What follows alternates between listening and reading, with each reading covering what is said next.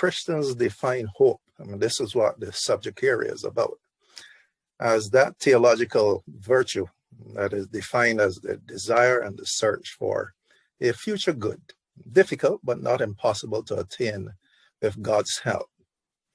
When we look further, we see so many incidences or events which constitute hope. We do not need to search for coaches as such when all can be found within the scriptures, the good, the bad, and the ugly. But there's so much more good than there is ugly. Give an example in Genesis 17, verses 16 to 17. Abraham was a century not out when his wife Sarah gave birth to Isaac, and she was 91 years old. And that was with the plodding of God.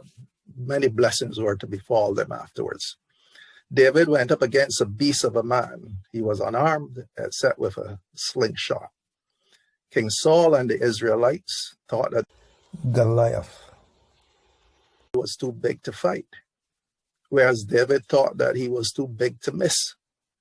And we have confirmation of this in 1 Samuel chapter 17, verses 32 to 50.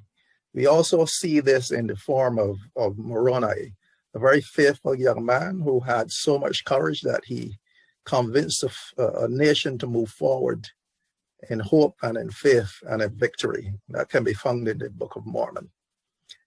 Third action is that of Joshua, who slew the Midianites and the Amalekites armies with only 300 men. Seemed like an impossible task, but with God on your side through prayers and the reading of scriptures and the application of gospel principles, you can't help but succeed. This can be found in Judges chapter 7, verse 7.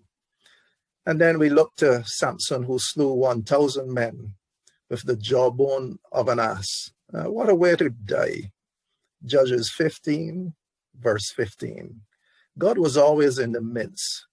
And as such, we invite you to exercise your faith. Stay strong, be loving and peaceful, and all will go well for you.